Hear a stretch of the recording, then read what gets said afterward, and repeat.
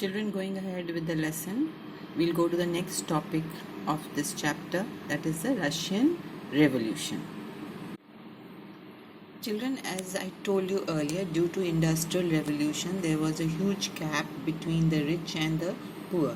The rich became richer and the poor became poorer. And as you know, all these industries were private properties owned by individuals. They were more interested in earning profits and hardly did anything for the workers. They did not share the profit to the workers, did not make the living conditions proper. They lived in unhygienic conditions. So with this led to a new concept coming up. They all wanted to do away with this industrialists, and they were called as capitalists. Okay, so they wanted to do away with this, and they believed that the factory owners earned huge profits because of the hard work of the workers they were putting into the factory, and they earned huge profits but did nothing about the welfare of the workers. Okay, so for this problem, a change was required, and what was the change that came up was the principle of socialism. Now, what was socialism? It was a type of society where the means of production would be collectively owned by the workers or by the government, and whatever profit is generated, it would be used and divided equally among all, and will work towards the welfare of the workers. Okay, so this concept was liked all over, it spread all over Europe, and we see this concept people were now wanted to throw over the monarchy government because they were not liking this principle of socialism. So, all over Europe, this feeling of socialism was now spread. Okay, but we see that nowhere in Europe was a socialist government formed. It was mainly either the radicals or the liberals or by the conservatives. Now, socialist government was formed in Russia, okay, after the fall of the monarchy there in 1970. It is also called as the October Revolution of 1917. Russian October Revolution of 1917. So we see, children, the concept of socialism spread in Russia, and there the people took it up seriously, and a revolution took place. It was called as October Revolution of 1917. They overthrew the monarchy. So now let us see how did all this happen, and what was the social and political condition of Russia before 1970 that made the people revolt against the king and do away with the king and bring about the concept of socialism in the country. Children, now let us look into the Russian Empire in 1914. So children, let's go back and learn what Russia was before the October Revolution of 1917. Now in 1914, Russia was ruled by a monarch called Tsar Nicholas II, and he had a vast empire. He was ruling a vast empire. You can see this is the Russian Empire, the one in orange. All this was under his control. Okay, and present day Russia is not that big. Today, this Russia in 1914 included present day Finland, Latvia, Lithuania, Estonia, Poland, and other parts of the Central Asian countries. Okay, so let's look at the present day map. This is Russia today, and you can see all these were part at that time: Estonia, Latvia, Lithuania, then Belarus, Ukraine, Armenia, Georgia. All these were under Russia at that time. So it was a vast empire. You can see. So present day, this is Russia, but in those days you can see the extent of the empire. I'll show it again. All this was under Tsar Nicholas II, who was the monarch of Russia in 1914. Children, in 1914, we see the majority religion of the people they were Orthodox Christianity. They believed in Christianity, but that doesn't mean that they were not secular. Other religions also were there in Russia. We see Catholics and Protestants, Muslims and Buddhists. So somewhat they were more secular, in their religious approach.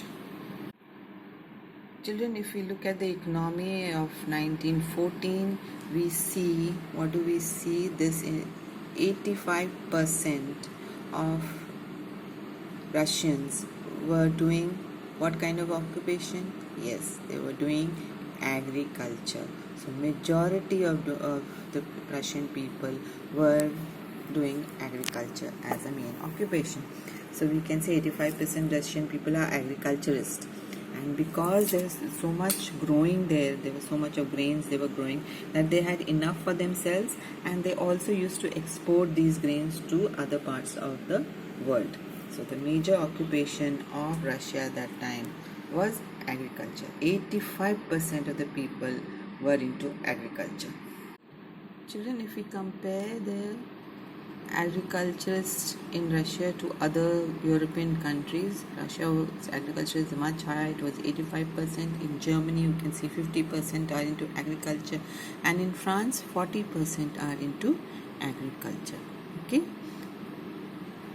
children, as I told you that 85% of the people of Russia were into agriculture, but that doesn't mean there were no industries. Yes, industries were located only at few places, the important ones. One at Pittsburgh, and the other you can see here at Moscow. Okay, and it was in the 1890s that many industries started coming up into Russia. Okay, and due to this, because industries are coming, that led to expansion of railway network, and that made easier for other countries to come into Russia and invest and make their money grow. Okay, and with the increase in the industries led to the greater production of coal and iron steel. So this was required by the industry. So lots of Russia, as you know, has a good resource of coal and iron found under the ground. So they have plenty of resources. So that led to the production, with the industrialization, led to the production of coal and iron steel. Now, most of the industries that were there in Russia were owned by private individuals. Okay, it was private property, and these industrialists behaved like capitalists. They made the workers work for long hours, give them less pay. And but in Russia, one thing was good, that they had the government had kept inspectors who would go and inspect these factories and see that the workers' conditions are proper. But somehow, even the factories inspectors fail, and in small industries, they used to make the workers work for 10 to 15 hours and give them less pay. So we see with the expansion of coal and other industries, and steel industries, lots of foreign investments started coming into Russia. People now started looking to Russia and started investing in Russia. Okay. Children, now let us look into the society and see how the workers were there. Now these workers divided themselves into social groups and according to their skill. Okay, you know what is skill and unskill? When you possess something, like we have chefs, because they have skill in making food and different kinds of food, so they get more salary than the ones who are only helping in cutting of vegetables, isn't it? So the one who cooks the food and cooks it well, they are skilled people, whereas the others are called as helpers, who just help out in the work of the chef. So similarly, the workers divided themselves into two parts, that is a social group and according to their skills. Now, social group, since industrialization has started in the cities, many people from the villages, from the rural areas started to come down and settle in the cities. Now, those who were skilled workers were paid well, and they were considered an asset in the industries. So they used to call themselves aristocrats. That means that were royal. Okay, because they were better, and every industry wanted their work. So they considered themselves to be superior. So the workers got divided in. So you can see the metal workers always used to look down upon the other workers. They considered themselves to be superior in the society. Now, children, since industrialization, even women had come from the villages to work in these factories, but they were exploited.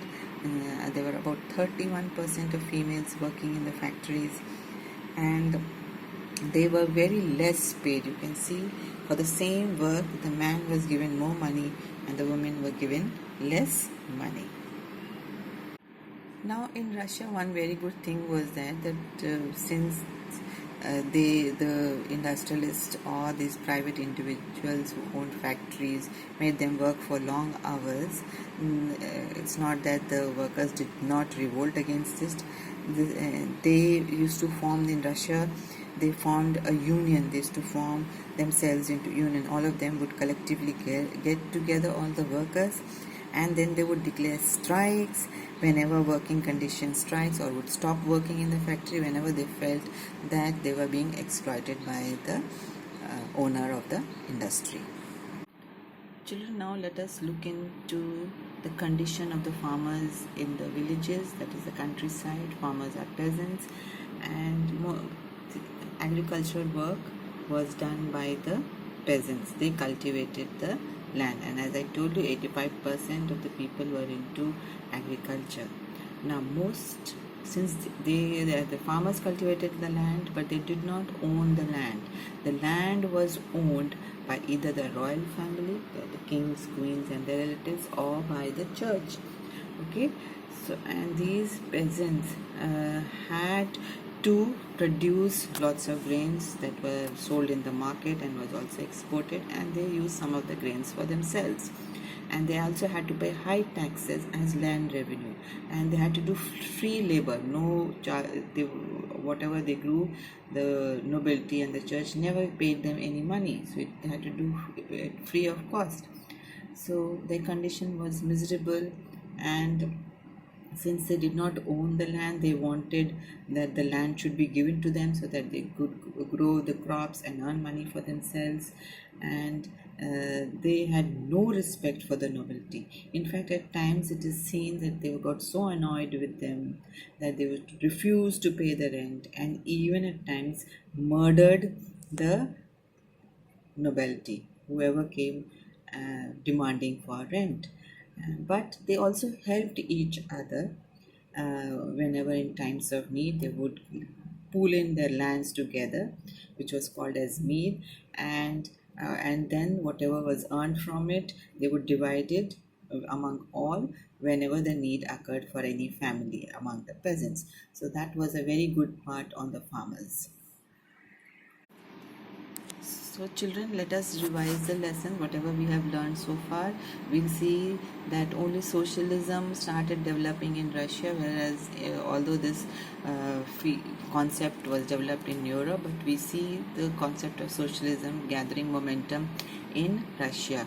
And let us look into the Russian Empire before the Russian Revolution. So in 1914, Tsar Nicholas ruled the Russian Empire, and we saw the extent of his empire, huge extent of his empire, which has present-day Finland, Latvia, Lithuania, Estonia, Poland and other Asian countries. Okay, then we have learned that the major religion was Orthodox Christianity, but there were other religions like Catholics and Protestants, Muslims and Buddhists. Okay, and then we have seen that see what was the economy of Russia. 85% people were agriculturists, and since they grew, many of it were working into agriculture, so there were lots of grains being produced, which was exported also. There were few industries which came mainly in areas of Pittsburgh, St. Petersburg and Moscow, but then with time many other factories started coming up, and expansion of railways took place, and with expansion of railways many other foreign countries started investing in Russia, and due to that led to the production of coal and iron and steel also. Okay, and then we see the condition of the farmers. Okay, and now they would form a commune, a community, and together they would pool in the land and divide the profit. They did not respect the nobility. Okay, they wanted the land because all the land was with the nobles. They said, because we are growing crops, we should earn profit. So they did not, and sometimes even they refused to pay and murder the landlords. So children, let us see what was the condition of the workers which were working in the factories. They divided themselves into two guards. and they are on the basis of social group and skill. Social group because many came from the villages and settled in cities, and some are on the basis of the skill. If there were skilled laborers and unskilled laborers. So skilled laborers consider themselves to be superior. They call themselves as aristocrat, but they too had a lot of problems with the capitalist or the individual property owners who owned the factories. They made them work for long hours, have paid them less. Now you can see here 31% of labor force was women, but they were paid less than men. And they too also revolted against this. They would form groups and have strikes and even stop work at times.